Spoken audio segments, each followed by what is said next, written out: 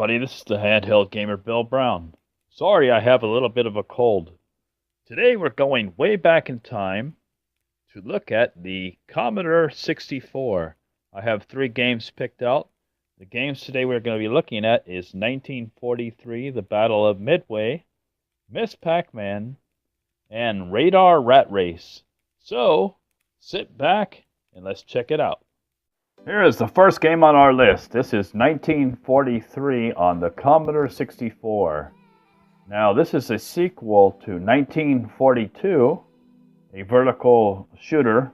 Takes place in World War II, fighting against the Japanese. This is a fantastic version, definitely worth checking out for everybody. Not as good as, or at least for me, as the Nintendo NES version. The levels seem shorter on this, quite a bit shorter. But it's still a very good, solid version. It has some new power-ups you can collect, some new weapons, and I would have to say it's still quite a bit of a challenge. It seems a little bit easier than other versions that I've played, but it still is pretty fun. It's definitely worth checking out on this Commodore 64 if you can. Some of the explosions and things seem a little different or missing. But there are some new additions in weapons and gameplay, so pretty interesting version. Definitely is still a fun game, and for a Commodore 64 game, it's one of the better ones. It's a good one. I really like it. As you can see, the levels and everything, like I said, are a lot shorter, cut down in size. Some of the animations and clouds and things look really nice. Graphics-wise, it looks pretty good. It's just like I said, they sacrificed some of the explosions and shrunk the levels down. But still, definitely worth checking out.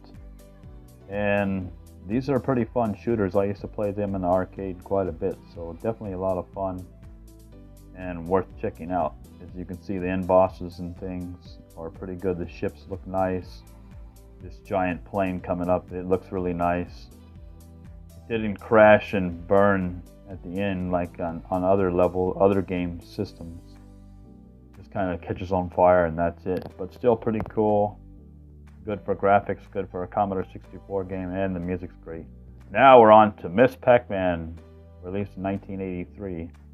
For people who don't know, I really love Miss Pac-Man. Of all the Pac-Man games in the series, Miss Pac-Man's my favorite. Introduction of the wobbling fruit that comes out every once in a while is what makes me really like this game. Pac-Man was just missing that fruit thing. If it had that, then it would have been my favorite, but Miss Pac-Man is. It's got a little extra charm to it. In this version, the graphics are really good, music's good. I have to say it looks really nice on the Commodore 64. One thing that's interesting is the ghosts. They take different patterns in this game, it seems like. When you eat a dot and they change blue, it seems like they go all different places, so it's quite a challenge actually, because it changes things up on you a little bit. So fantastic version of Miss Pac-Man, and I can't remember if I like the NES version better than this. I'd have to play the NES version and compare it again, but this version is a solid port and I really like it. It was released by Atari Soft in 1983. I didn't say that earlier. Sorry, I have a cold, so I'm using my voice loudly as possible. And as you can see, it runs really well. So very good version, definitely worth checking out if you guys can. Guys, gals, everybody. And the ghosts change faster in this version too, I noticed. Earlier on, only the first level they stay blue for a long time, but after that they start changing very fast from eating a power pellet. So, good version of Miss Pac-Man, definitely worth checking out. After these messages, we'll be right back. I'm more alive than ever before. What happened to my Commodore 64? My friend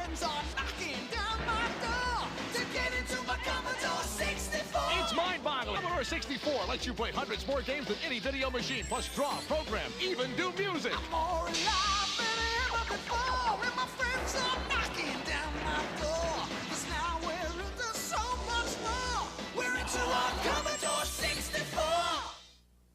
And now on to the next video game. Here is the third and final game on our list. This is Radar Rat Race. Radar Rat Race plays like the arcade game Rally X, where you run around sort of a maze, collecting the cheese before the rats get you, and at the same time watching out for the cats. And your little mouse can shoot or poop little things behind him that stun the rats. I'm not sure what he's shooting out, but I guess it's like little droppings or something. So interesting.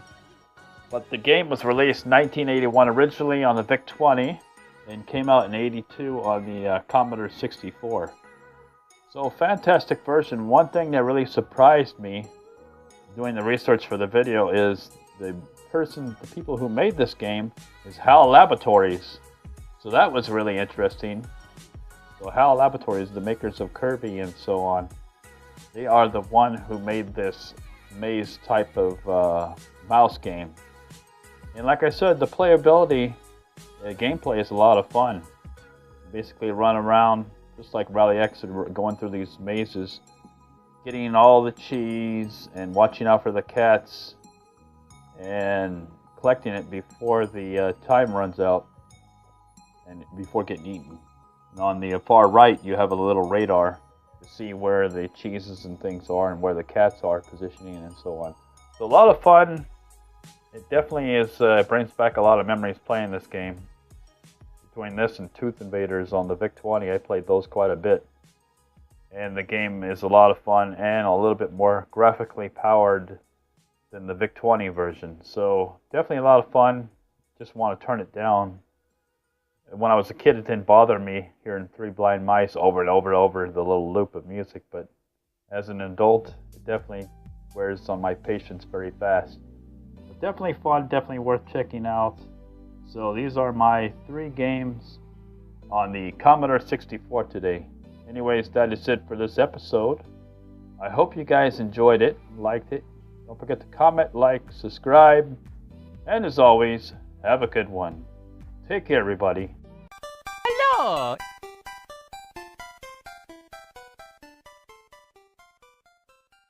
Thank you, my friend.